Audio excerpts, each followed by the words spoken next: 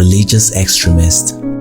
Go to the market now and present your Christian or Muslim identity to buy goods at a cheaper price.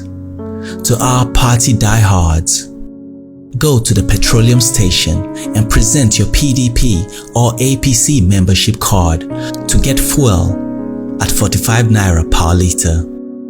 To our regional extremists, go to PHCN and tell them I'm from the north, south, east or west and buy tariff at a cheaper price. To our tribal extremists, go to the market and tell them I'm Hausa, Fulani, Igbo, Yoruba or any tribe in Nigeria and see if they will sell you a bag of rice at 7,000 naira. It's obvious that the politicians have learned that we are so cheap and blinded by our sentiments and they capitalize on it to play with us and play with our future. We are all suffering today. We are united in hunger. We are friends in poverty. We are neighbors in pain. We are relatives in bad roads. We are partners in insecurity. We are brothers and sisters in complaints. We are equal in trouble. But when it's time for election, we are divided by religion, political parties, region, tribe, section. It's time to put our differences aside. It's time we come together and do it ourselves. Hello everybody. Once again, this is Fred Wanko coming to you from our studios in Chicago with another edition of Bold Talk on LNTV.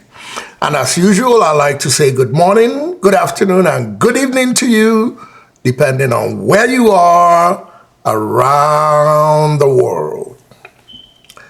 Today, it's going to be a very interesting one, and I'll try to keep it short. I'm not sure if I can, but I promise you one thing, regardless of the length, every minute is going to be intriguing.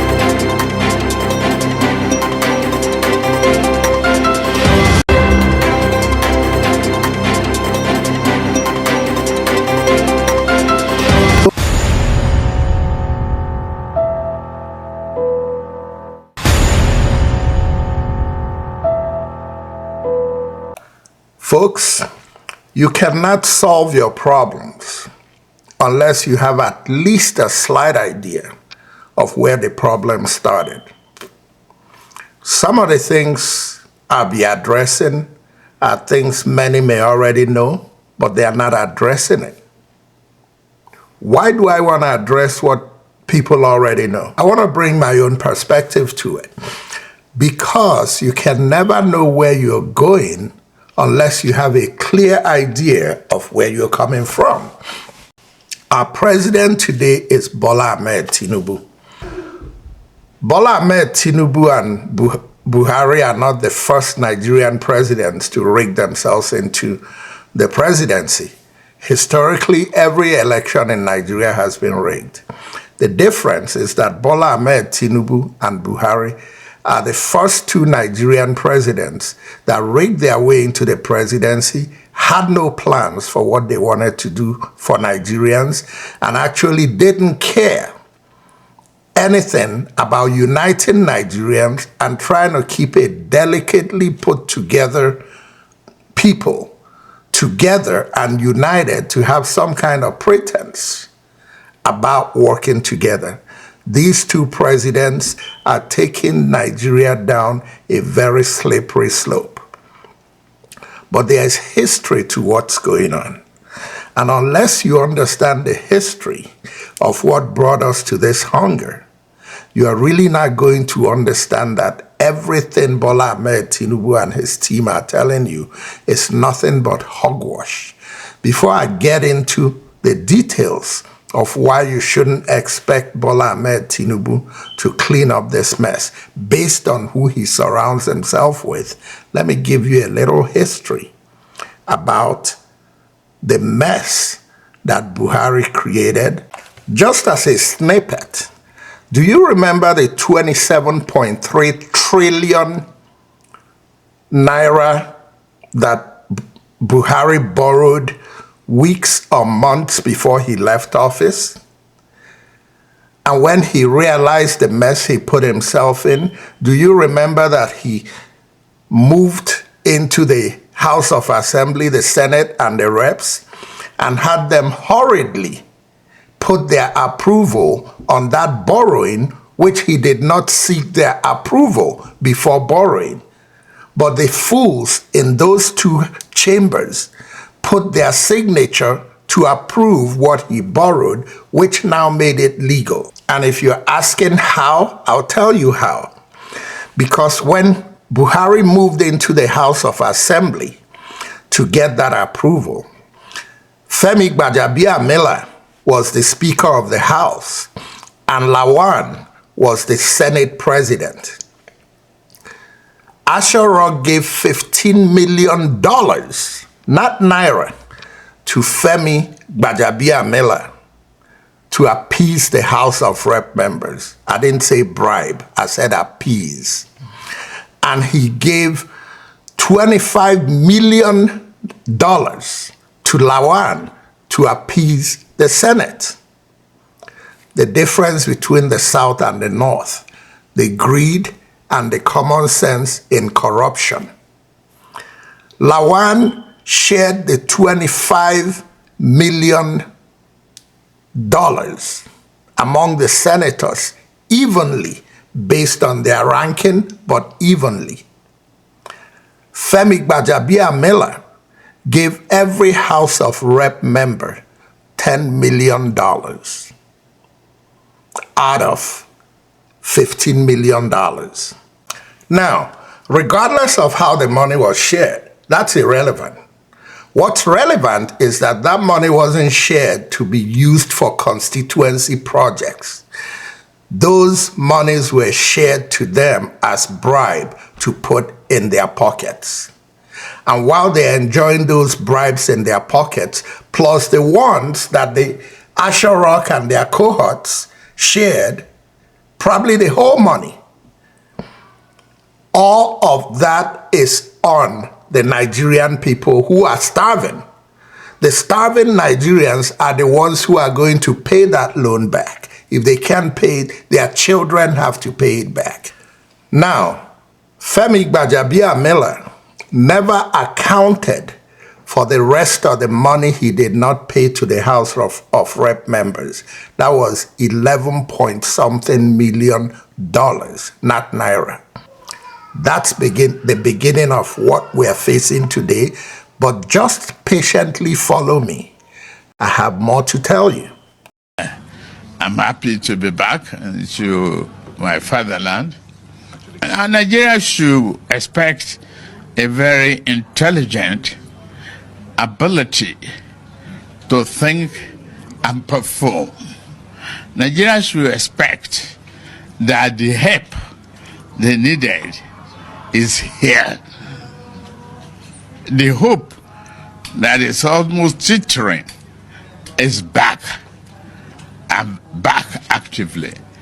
And I will hold every effort to the country of patriotism, dedication, capacity, and ability to do the job. You hear him? The help is here. Whatever help means, I guess that means help is here. And let me tell you how much that help is here. In everything President Tinubu just said, Seriously, even his supporters. Did it make any sense to you? I played that segment to show you that not only does this man doesn't make sense, but he has no clue what's going on. But to add to that, patiently listen to what follows, then I'll come back and give you the qualification of President Tinubu's inner circle, the key people to fix this problem. When you listen to that qualification, their antecedents and their background, then you'll tell me if a thief can catch a thief. Ndume, you were there when the ways and means were approved. I was not there. I was not there. You see that? More is coming. But even besides this segment, listen to what I have for you later on. But the Senate passed it. It was part of the parliament. Of doing something in the interest of the nation, that there is need for us to look at the details and to know whether they were rightly spent. But then there is somebody that must make a statement on this issue. Senate President Emeritus, dismissed Senator Ahmed Lawan, just say a word so that we can go into the next issue. Note the coded language. Just say a word so we can go into the next issue. Then listen to Lawan and hear how they ended that topic. It's part of the coding, but I got more coming. I have two issues to speak to. First of all, there is nothing that the National Assembly that makes laws on them that cannot look at them and consider them. If there were expenditures wrongly done in contradiction to the provisions of the Constitution, the National Assembly can look at the expenditures, and if sanctions are needed for unlawful or wrong or unauthorized expenditures, the National Assembly can provide the sanctions. That is one.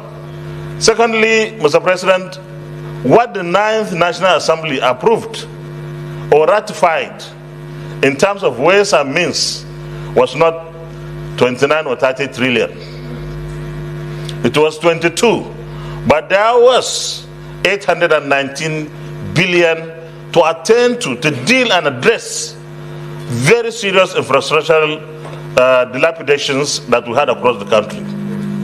So it was not 30 trillion, it was 22, and then of course the one we had made it almost 23. So if we have a ways and means that is 30 today, that means something happened between then and now, and it's for the National Assembly to find out what happened. Mr. President, distinguished colleagues, nobody in this chamber should suggest that we shouldn't look to anything that we feel is in the public interest. But let me say this very clearly. What Nigerians want today is food. What Nigerians want today is food and security. This belongs to the medium term or long term action that we need to take. How are we going to provide food for Nigerians and protect their lives tomorrow or from today? This report talks about it. Mr. President, let's not put the cart before the horse. Let's consider it necessary to look at what happened in the past. But we are in the present, and the present is so unpleasant. And we have to act very, very swiftly. Thank you very much.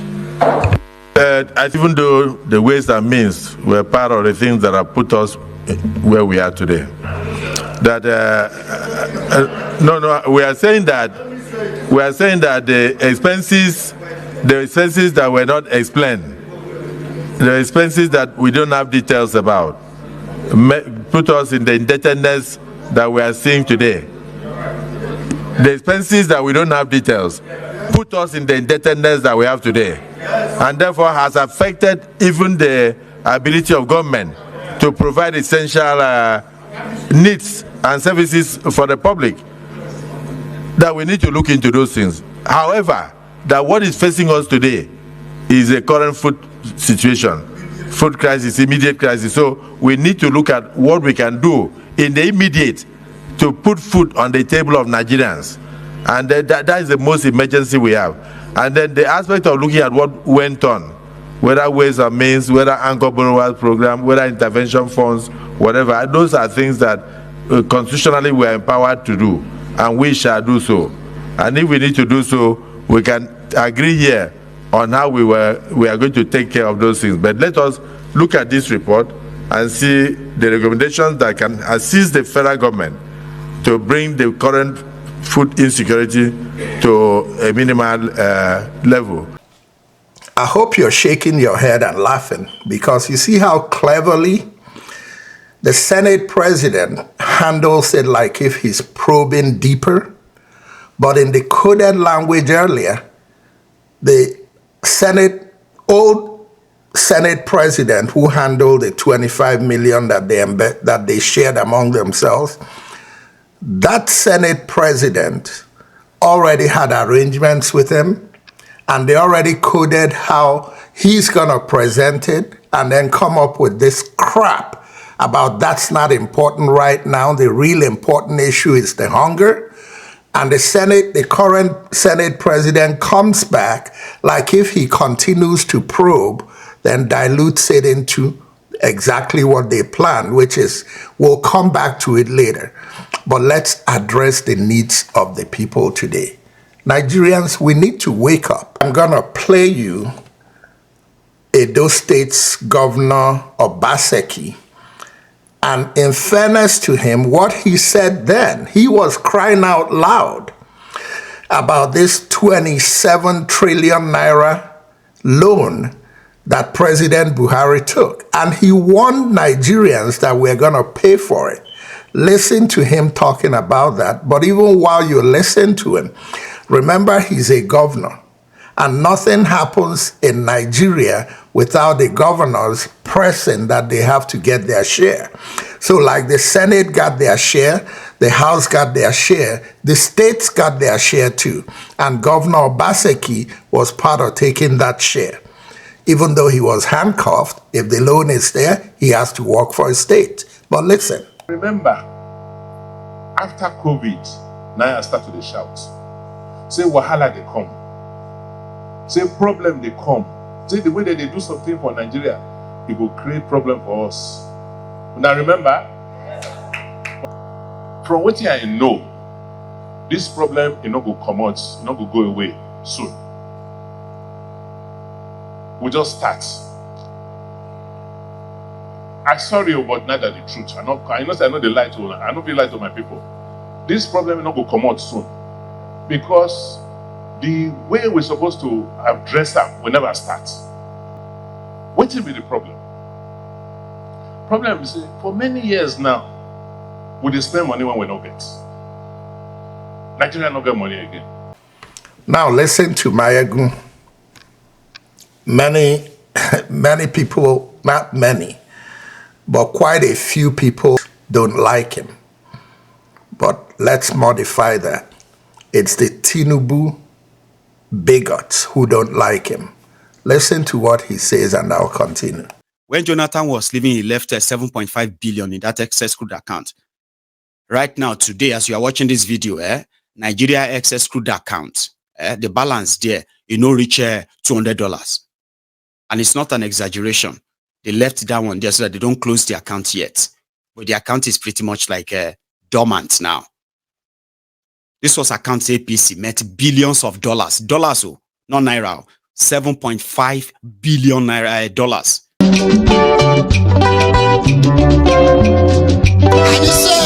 Ìlú le o, kò sówó lóde, ẹ̀yin ará ẹ máa gbọ́ o. Obìnrin kígbe, ọkùnrin kígbe. Kálukú ló ń kégbe owó. Obìnrin kígbe, ọkùnrin kígbe. Kálukú ló ń kégbe owó. àwọn ọ̀rẹ́ mi àbí bẹ́ẹ̀ kọ́.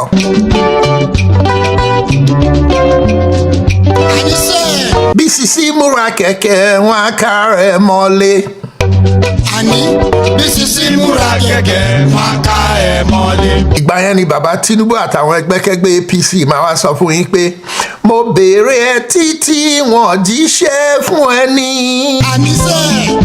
irọ́ ló ń pa o owó ló ń wá yẹn.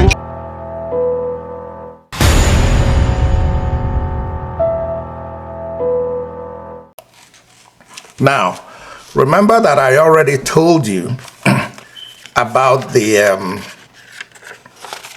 $25 million given to Lawan and the $15 million given to Gbajabiamila to share among their members. The reality is that when you have that kind of money shared, and even in this current Senate and House, most of the members were part of that money sharing. That's one part. And then you couple that with President Tinubu, who has an indictment for drug trafficking and money laundering, who forged his certificate at Chicago State, who lied about his primary school and high school, who nobody knows where he's from. He claims he's from Osun. Those are facts. The ones I just mentioned are clear-cut facts.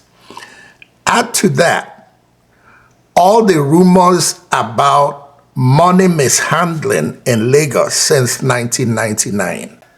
If any accountability will come out of what happened to the 27.3 trillion naira borrowed that hasn't been accounted for, a president who had the clear reputation to institute an investigation would have started that investigation in Daura with President Buhari and then bring in all the people who worked with him.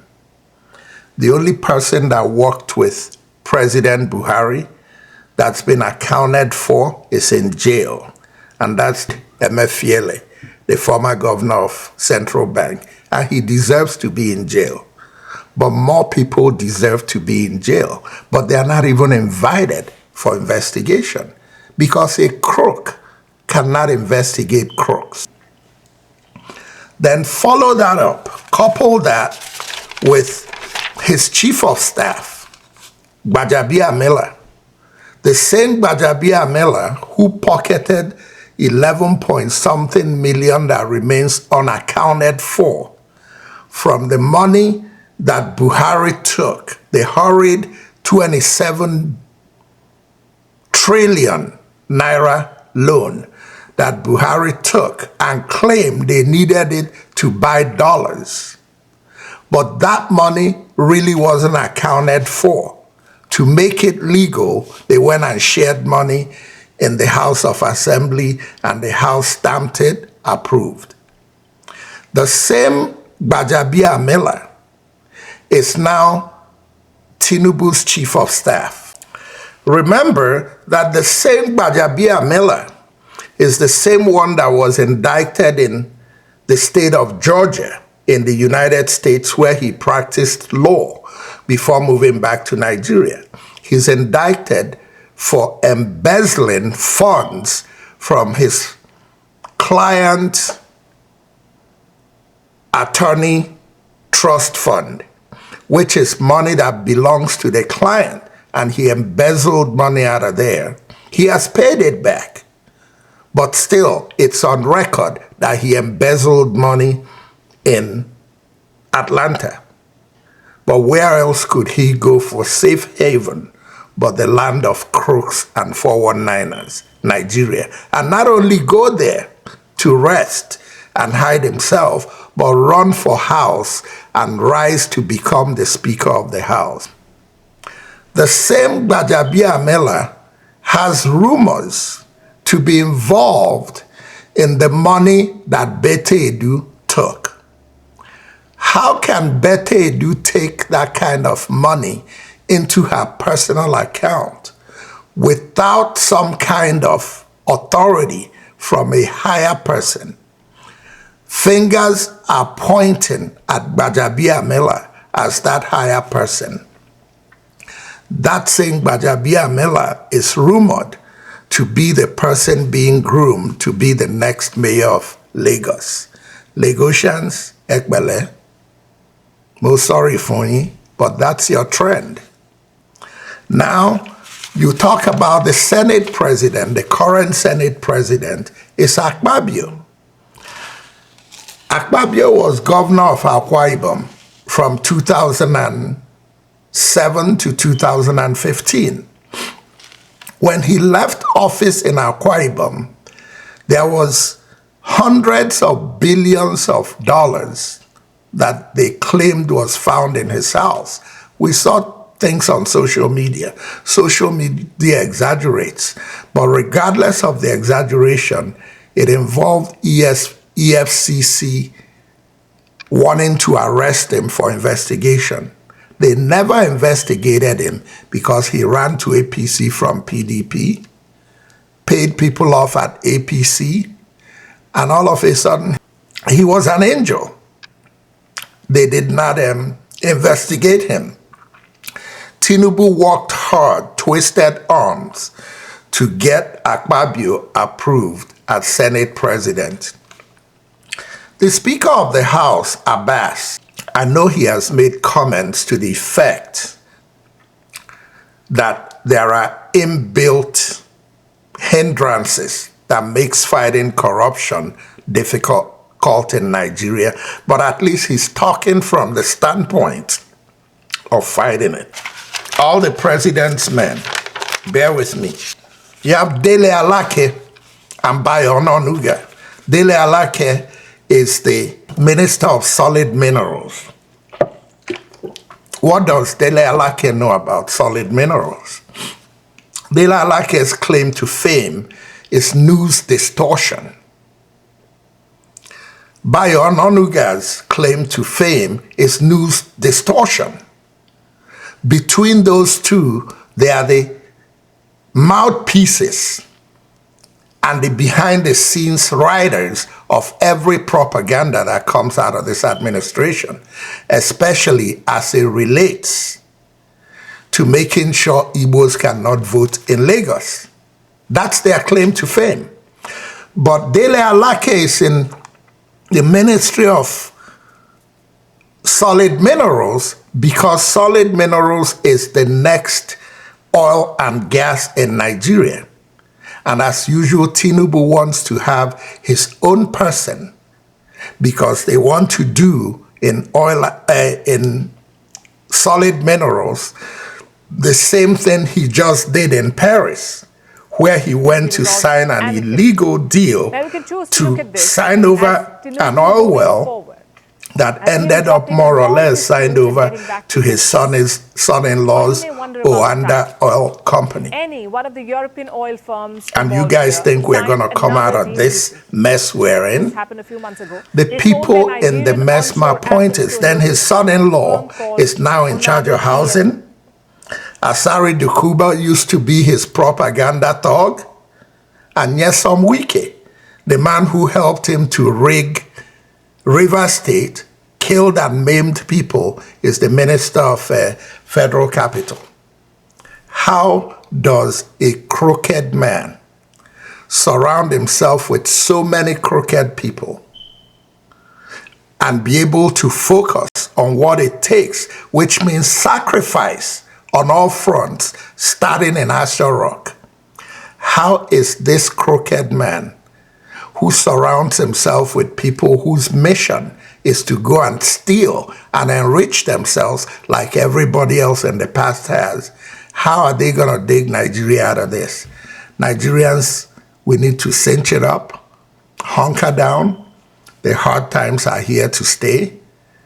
And until we're able to revolt and get these people to do the right thing or get them out of office, or we need to be ready to deal with this for 8 years. but I don't have much to say. I screamed and shouted before the rigging was done and before the inauguration. I continue to scream.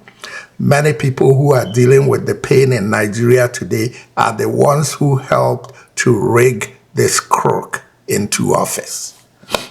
Obìnrin kígbe, ọkùnrin kígbe. Kálukú ló ń kégbe owó. Obìnrin kígbe, ọkùnrin kígbe. Kálukú ló ń kégbe owó. Àwọn ọ̀rẹ́ mi àbí bẹ́ẹ̀ kọ́. Àníṣe. Bí Sisi múra kẹ̀kẹ́ wọn á ká rẹ̀ mọ́lé. Àní bí Sisi múra kẹ̀kẹ́ wọn ká ẹ mọ́lé. Mo béèrè ẹ títí wọn jíṣẹ́ fún ẹ ní. Àníṣe irọ́ ló ń pa o, owó ló ń wá yẹn. What's the way forward? People are starving. Do you really think this starvation is gonna stop? Between the money that Buhari took, unaccounted for, 27 trillion naira. And I'm just focusing on the horrid money during the last days of his administration. I'm not talking about all the other loans that he took.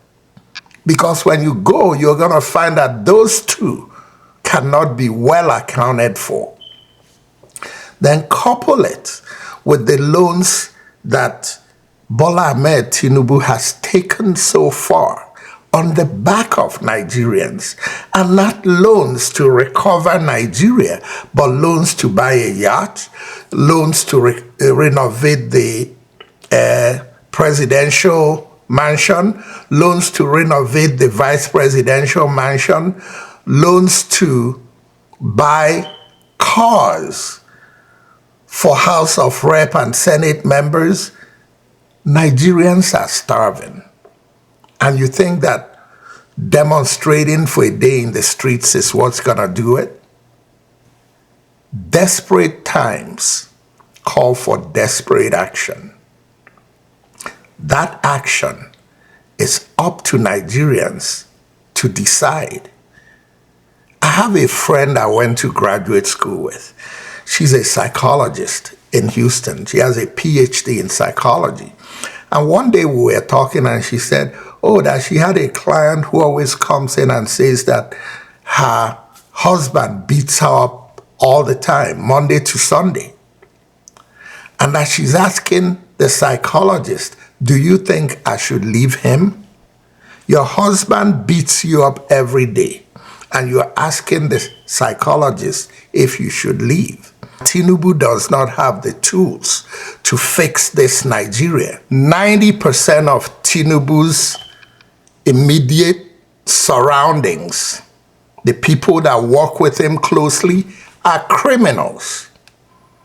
A criminal cannot be assisted by criminals to fix a country. Instead of focusing on what to do to make this administration accountable or get them out of there by whatever means, Nigerians are chasing shadows. Tribalism, bigotry. In Lagos, Igbos did this, Igbos did that. As the suffering starts, everybody is suffering. I hope that this video gave most of my viewers a little more handle on why Nigerians should not be optimistic that Bola Ahmed Tinubu really has any way of getting us out of this. This administration is about sound bites. From him to his vice president to his battalion of liars are going to keep coming on the news and lying. Lying is not going to get out of this. The only thing that's going to get us out of this is that Bola Ahmed Tinubu needs to reshuffle his cabinet. The thieves around him need to be let go. Nigerians that are serious about fixing Nigeria need to be brought in, even though he's not used to it. It's time for a change for Bola Ahmed Tinubu to leave the crooked ways, bring in people who know better, learn from them, listen to them. The credit goes to Bola Ahmed Tinubu if Nigeria gets fixed.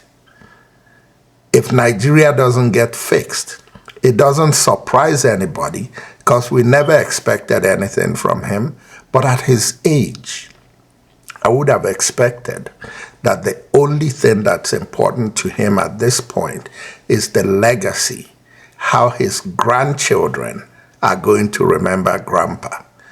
Are they going to remember Grandpa as a crook, or are they going to remember Grandpa as the man who fixed Nigeria? The ball is in Bola Ahmed Tinubu's court. And for the bigots, you could call me what you like. I could care less. Ladies and gentlemen, once again, this is Fred Wanko coming to you from our studios in Chicago with another edition of Bold Talk on Island TV. And until next time, good night and God bless.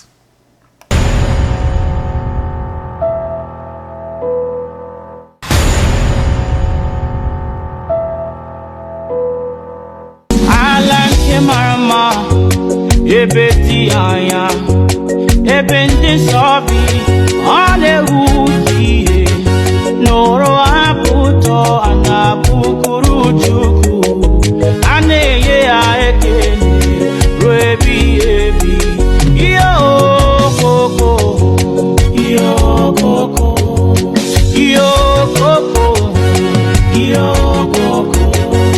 Yo coco coco yo coco yo coco yo coco.